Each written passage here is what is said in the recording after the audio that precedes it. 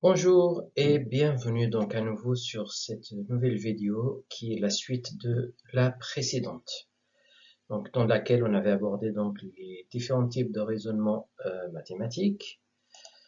Donc dans celle-là, donc on va en voir trois types.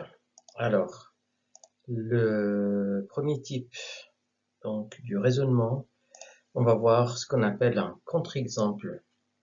Alors pour cela, donc, si l'on dispose par exemple d'une propriété ou bien d'une assertion du type quel que soit x, p de x est vrai, alors pour démontrer qu'il est vrai, il faut démontrer que pour chaque valeur de x, p de x est vrai.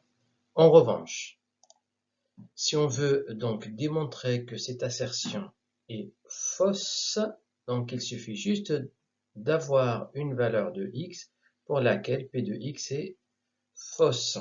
Donc, pour ce point-là, donc il faut, rappelons-nous que quel que soit x appartient à E p de x, sa négation, c'est elle existe x tel que non p de x. Alors, voilà, donc, et la valeur x qui ne vérifie pas donc cette propriété, on l'appelle un contre-exemple.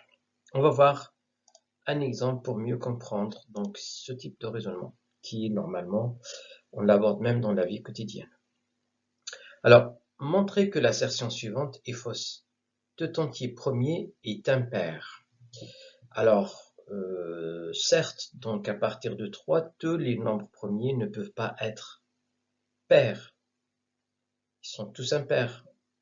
En revanche, si je prends le nombre 2, qui est un nombre pair et qui est un nombre premier, donc qui veut dire le 2 ne vérifie pas cette propriété, et donc du coup 2 est un contre-exemple, et par suite, cette proposition, elle est fausse.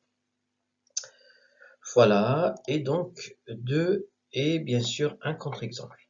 Alors, on va voir donc un autre type maintenant donc de raisonnement. Donc, il s'agit donc par élimination des cas. Alors, de quoi s'agit-il ici? Donc là, il y a une ressemblance par rapport donc au cas par cas que nous avons vu dans la vidéo précédente. Donc c'est juste une variante ici. Alors, quand le nombre de cas est fini, donc d'étudier, alors il est parfois utile quand le nombre de cas est fini, d'étudier toutes les possibilités et de ne pas retenir que celles qui conviennent.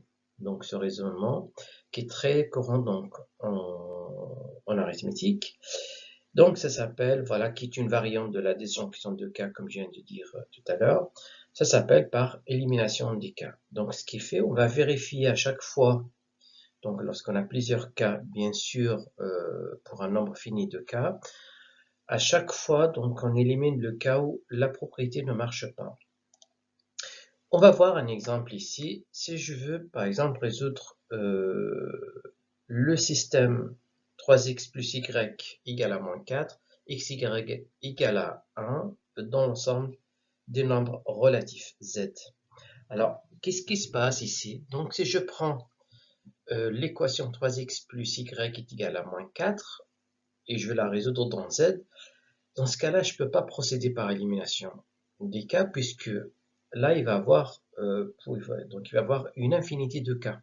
Chaque fois, donc, pour x, on prend par exemple 1, 2, 3. On ne peut pas avoir un nombre fini de cas. En revanche, si je prends par exemple xy, la deuxième équation, xy est égal à 1 dans z. Dans ce cas-là, on n'a que deux cas possibles. Il y a le cas où x égale à 1, y est égal à 1, ou x égale à moins 1, y est égal à moins 2. Donc ce qui fait, cette équation-là ne donne que deux cas possibles. Donc ce qui fait, on peut bien procéder par élimination de cas. Alors, le premier cas, donc voilà, si x égale à 1, y égale à 1. Qu'est-ce qui se passe là? Je remplace x par 1, y est égal à 1. Ce membre de gauche, il va nous donner 4, et le membre de droite, il va nous donner moins 4, ce qui n'est pas possible. Donc, ce qui fait le couple 1, 1 ne peut pas être une solution de ce système.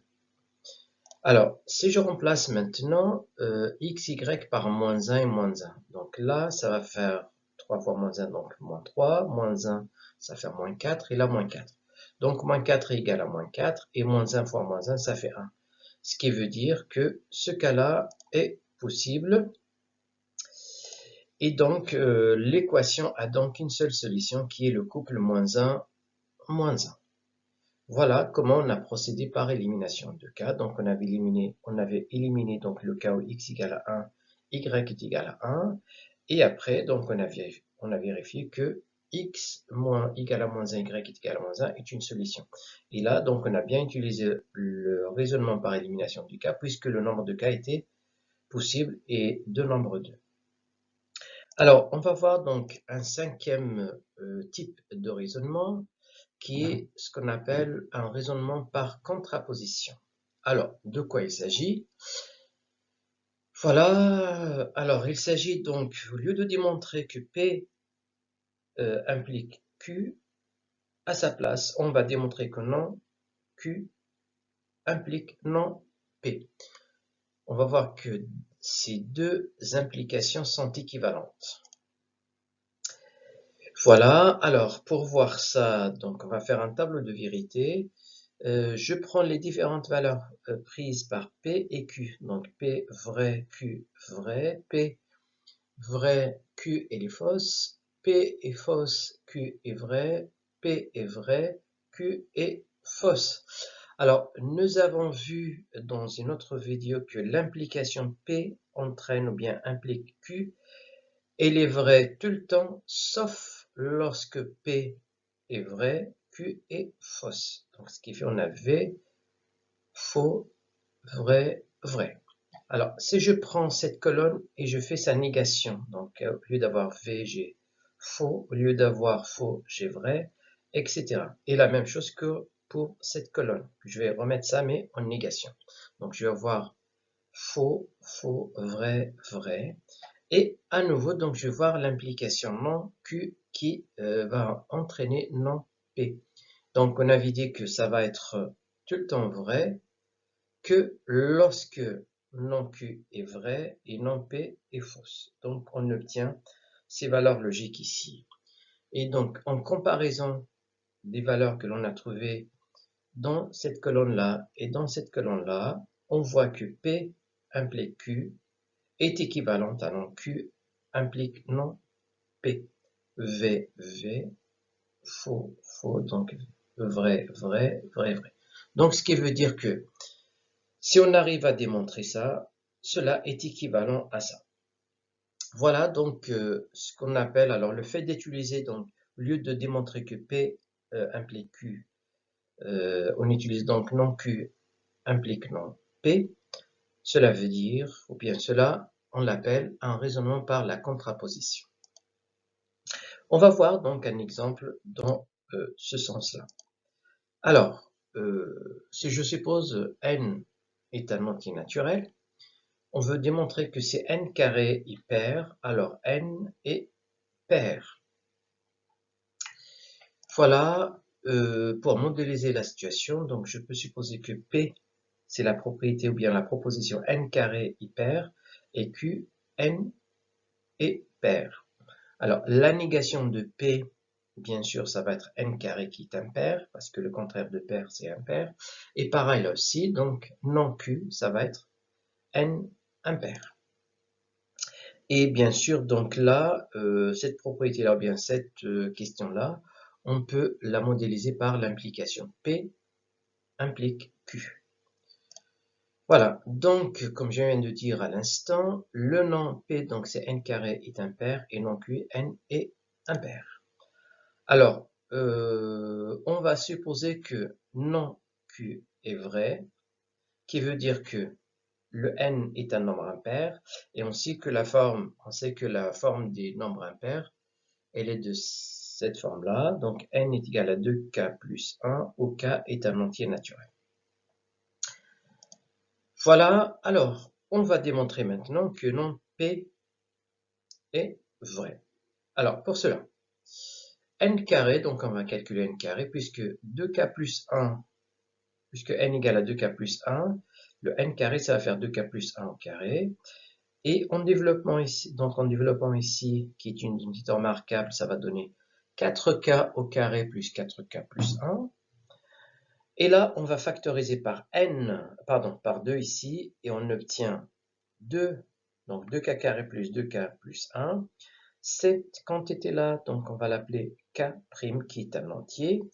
Et enfin, on voit très bien que n carré, il est de la forme 2k' plus 1 avec k' appartient à n. Cela prouve bien que n carré est pair.